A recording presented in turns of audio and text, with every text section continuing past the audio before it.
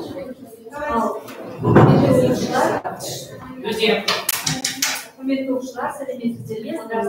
обучающиеся. Сегодня у нас состоится конкурс научных проектов среди обучающихся 8-11 классов. Сейчас слово предоставляется Буранову Андрею и Сафине Есению.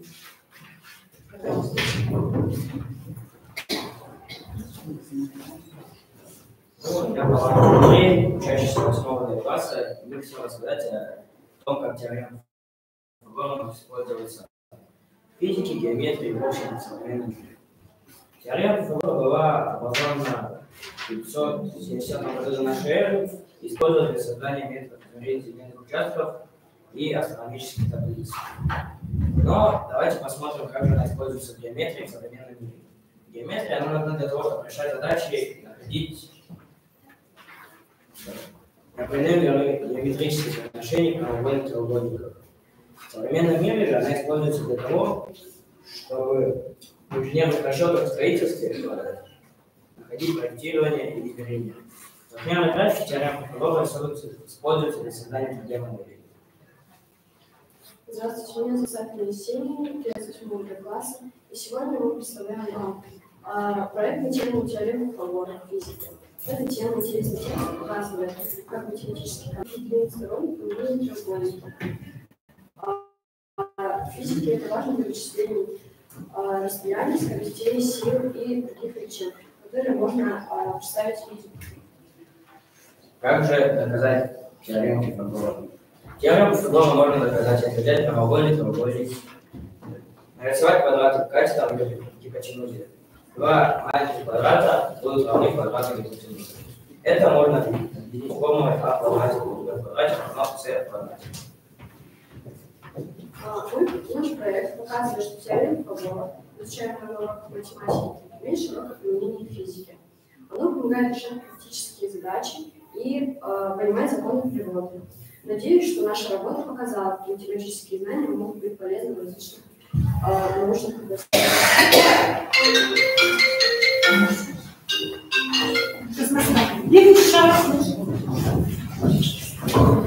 Спасибо. Так, слово предоставляется Магомедовой Маяне. Ребята, позже мы сейчас этим оцениваем. У нас есть критерии оценивания. И позже мы вам скажем оценку. Слово предоставляется Маяне. Лучше не по телефону, а по слайдам читать.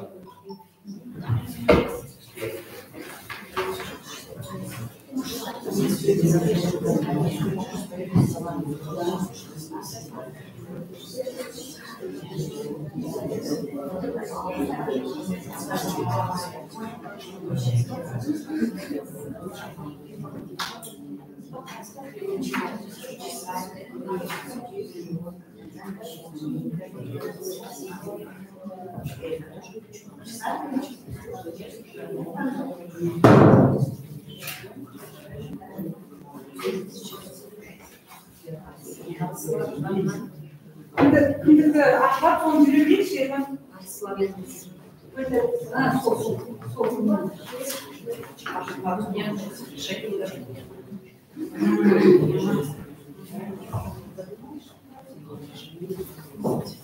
Здравствуйте, меня зовут Магомедова Маяна, я ученица 7 класса школы ОСШ номер 36. Я представляю проект по физике биофизика, связанный с медициной.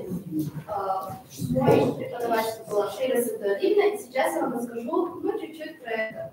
Медицина и биофизика. Медицина и биофизика – это термодинамичные биосвязанные связи, которые играют ключевую роль в понимании медицины, связанной с физикой.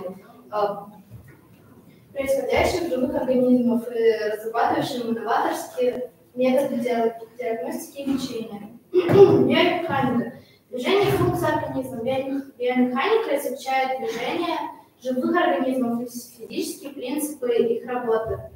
Протезирование и ортопедия. Биомеханика также играет ключевую роль в разработке протезов и ортопедических устройств, ограниченным людям, помогающим с ограниченными возможностями развивать физические функции. Инженеры биомедики используют принципы биомеханики для создания всяких протезов и высокотехнологичных приборов. Спортивная биомеханика. Кроме того, биомеханика широко применяется в области спорта. Биомедицинская визуализация. Рентген. Рентген – это такой прибор, который позволяет увидеть нашу внутреннюю опухоль, переломы и так далее. Компьютерная томография. КТ-сканирование использует серию рентгеновских изображений для создания примерных изображений внутренних областей. Магнитно-резонансская томография. МРТ использует магнитные поля и радиоволны для получения высококачественных изображений. Мягкие ткани, например, мозга, спинного мозга и суставов. Ультразвуковая диагностика. Ультразвуковая визуализация использует взрывы высококачественных волн для получения изображений внутренних органов, кровотока и плода во время беременности. Биоэлектроника. Электроды и сенсоры. Биоэлектроника использует электроды и сенсоры для измерения и регистрации электрических сигналов. Электрическая стимуляция. Биоэлектроника также разрабатывает методы электрической стимуляции для восстановления и улучшения физических функций.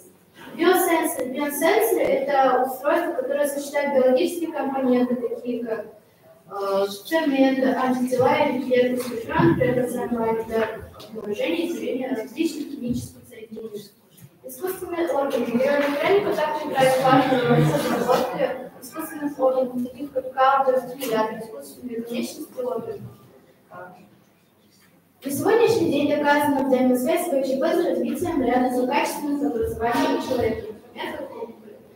Первая диагностика. Медицинские инженеры разрабатывают высококачественные диагностические приборы, системы такие как компьютерные сканеры, томографы и лабораторные анализаторы, о которых я говорила ранее.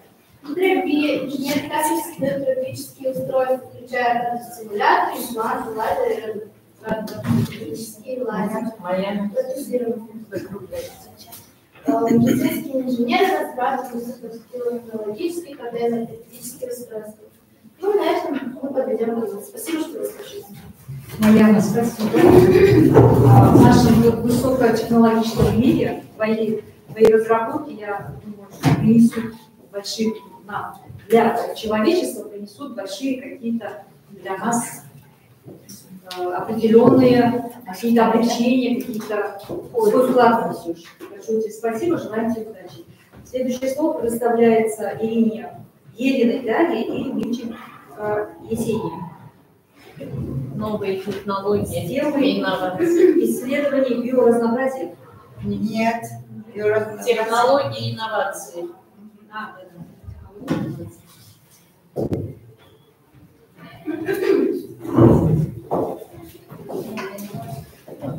Всем здравствуйте, меня зовут Мичин Есения. Я работаю с магистром Еленой Дашей. Мы из 8 класса. С этого года мы начали изучать современные технологии и инновации в современном мире. Цель нашего проекта – это знакомить учащихся с новыми технологиями и инновациями, такие как искусственный интеллект, электромобили и квантовые компьютеры. Технологии и инновации. Технологический процесс открывает новые возможности для улучшения нашей жизни. Инновации в различных сферах,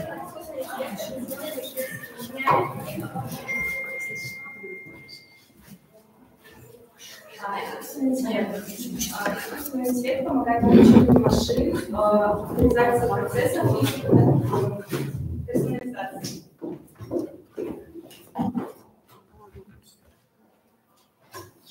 Возобновляемые источники энергии, солнечная энергия, геотермальная энергия, энергия и ультравиолетовая энергия.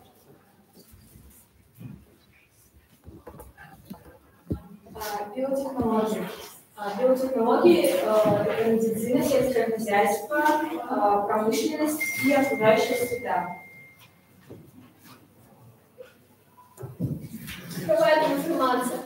К ним относятся облачные вычисления, интернет вещей, большие данные, блокчейн. На этом презентация закончена. Спасибо, девочки. Вы хорошо проквалифицировали по своей теме данные. И теперь желаю, чтобы вы